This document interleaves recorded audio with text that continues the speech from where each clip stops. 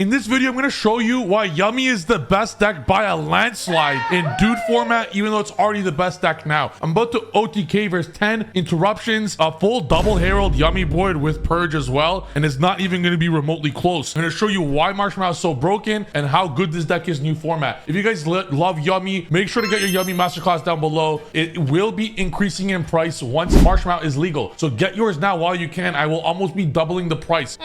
Double it, give it to the next person. It's 10 hours of Yummy coaching by myself, as well as a 15-page booklet that will only continually increase as time goes on. For $40, that's an absolute insane no-brainer value. So get yours now before I raise the price. I put in crazy amounts of work for this. Basically, a whole 4 months worth is in this booklet and masterclass. You will not miss it, and it's how I won the event. So with that being said, let's get straight into this video. I'm going to show you right now how to do OTK through 10 interruptions. It's absolutely insane. Also, if you guys don't even like Yummy, get the VSK9 class below. It's going to be live this Wednesday with 5 of the best players in the world, as you see right here. So let's get straight into this video. I'd say this is a pretty average hand. We're going second. It's actually lower than average. We don't have any hand traps here. Imperm's the only hand traps. This is not a good hand going second. The opponent starts pure raise. I'm just going to show you the hand. It is Purge, Imperm. It has Cupsies. I literally only have Imperm right now, and I'm not even able to use it on Cupsy because he normals with no effect. As a good play to put up Link 1, and this makes it so I'm not actually able to Imperm him ever. Good job on the opponent, not even using the effect. He's playing around Ghost Ogre right now, so good job on the opponent, playing very well. So this is Purge and Imperm we're gonna have to deal with, and a double Herald. This is full double Herald combo turn 0. I don't hand trap him at any point, which is why he does double Herald. He's assuming I'm on a board breaker build. This is a crazy setup. Marshmallow's so good, you're gonna see exactly why. Marshmallow allows this exact play. You go surprise, it makes double Herald so easy now because you go surprise, special Marshmallow literally just re-add back that same surprise. It gives you a free monster for nothing. So this is huge for going first. It's huge for going second, and overall just massive for what it does for the deck and great for follow-up. He opts to discard the Imperm. The reason why is he is fearing that I'm on double Herald, so he's choosing to do that line, a new double Herald line, which I'll be going over in the masterclass. This is not how I do it, but this is how he's opting for it. This puts up a Link 1 and level 1 with double Herald, surprise, and Purge. My version does it so you don't have to discard the Imperm, so you don't actually need to discard. You end up with a Synchro 2 on field, double Herald, surprise, and 2 non-engine. So you only have to discard just 1 because you would discard something you added originally from Cupsy. So this would be Purge, Imperm, Lollipop, double Herald with my masterclass version how to do it. But his version here, he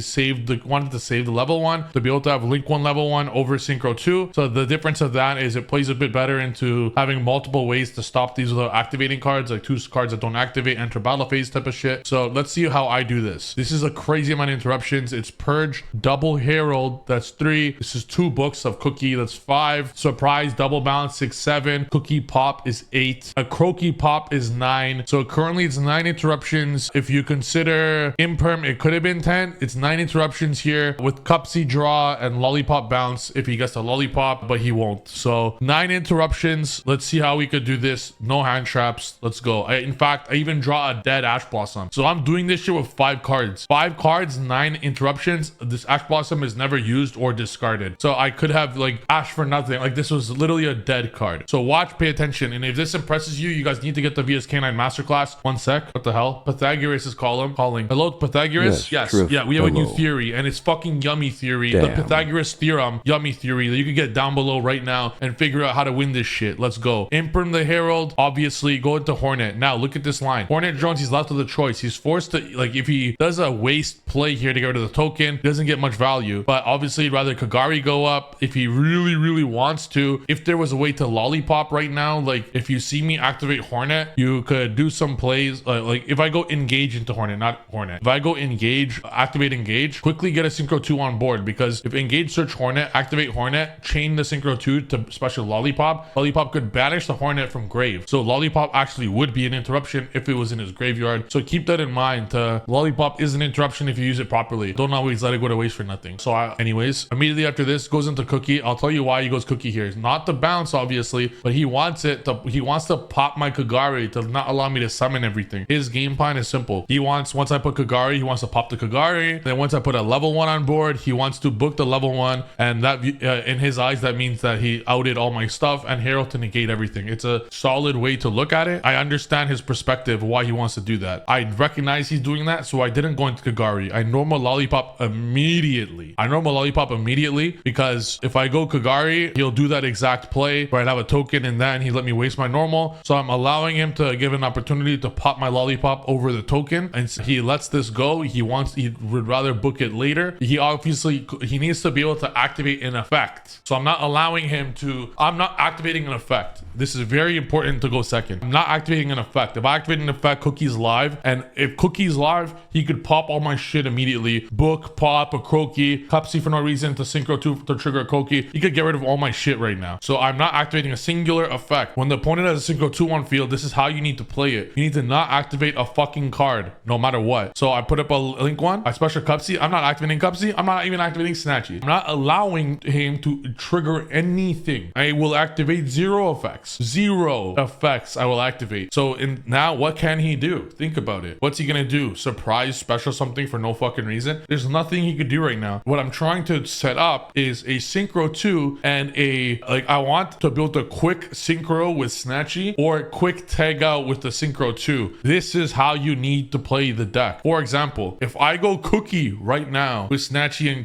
Cupsy, if I go Cookie way to book Cookie and book Herald, what's his play? Chain Cookie to bring 2 out? I just negated it with Herald. Like Herald will be booked. I got rid of Herald. Does he negate the Cookie with Herald? I chain Cookie, bring out 2 more level 1s. So once you have a link 1 and level 1 up, anything is possible with this. This Herald is negated. Keep that in mind. What I opt to do is I take the token into Kagari. I believe this will apply a bit more pressure against him. Kagari into token. Keep in mind, I didn't activate Cupsy nor Snatchy. I will resolve all their effects while they're in the graveyard. I will resolve it later in the turn. This is the big brain level I try to play at. Kagari effect, add token. He's left with a choice now. It's special Cookie. What's he gonna do? Special Cookie to pop 1? I'll chain my Snatchy. Yeah, I don't give a fuck. Like it doesn't affect anything. So I'm putting the opponent in a position where he might misplay right now. 1 sec. Canadian Tim's break. If you're from Canada, let me tell you guys a little tip, all right? Win a YCS. I hope my tip helped you. All right. So what's the opponent's only option? It's obviously Cookie. You're not able to Herald Kagari. Let's say he does Herald Kagari. Let's say his thought process is like, you know what? Trif could just enter battle phase right now. Kagari attack a Herald. I'll lose the Herald. That's not true. This is how lower end players would do it. Let's say Kagari resolves and I enter battle phase, he would simply in start step battle phase use Yummy starter to special Cookie Yummy to lower the attack of Kagari by 1000, effectively making me waste my entire battle phase for nothing.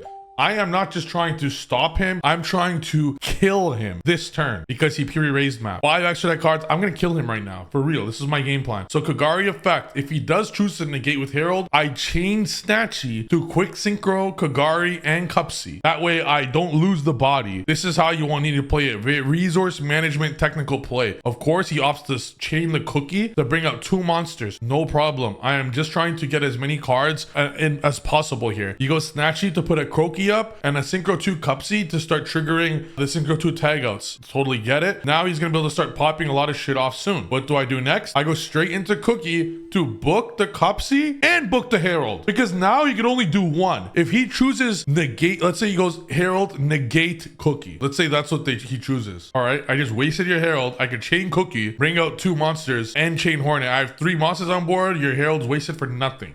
It's wasted for nothing. He gains nothing. So what he's thinking is, you know what? I'll chain Cupsy, to which he'll chain Cookie, to which I'll chain Herald. That's what he's thinking. But I'm smarter than that. I allow him to Cookie. I allow him to Cupsy. I say no response. So I could book his Herald for no reason. You see how Cookie going second is fucking nuts. People think Cookie's just for going first. How do you deal with people don't know how to deal with people don't know how to go second with Yummy. This is why you guys aren't Yummy champions. I use Cookie Yummy way going second just as much as I use it going first. In fact, it's one of the very first synchro 2s I make going second because it stops stops an interruption for free, then you tag out and just special the other two anyways. You're trying to resolve all tag out effects each turn to get the most value. So now look at this. Cookie, Cupsy, he's gonna be able to pop Snatchy for free. That's okay, because it will not make a difference to me with what I'm trying to do anyways. So yeah, he did catch a Snatchy at a good point, but it doesn't matter. I chained my Synchro 2. I chained Hornet Drones to bring out a level 1 token. He wants to chain Snatchy, no problem. So this is gonna resolve backwards now. Snatchy will get popped. I'm chain link 1. I'm resolving Cupsy and Lollipop. Lollipop targeting field spell. The Minion, I'm gonna banish the Minion. Even though Marshmallow could eventually get it back, I want him to use Purge to bring it back. I go chain link 1 Cupsy, chain link 2 Lollipop. I'm trying to get him to use his own cards here to stop me. So he goes Cookie to book these two and a Croaky pop Hornet Drones, to which I chain my last link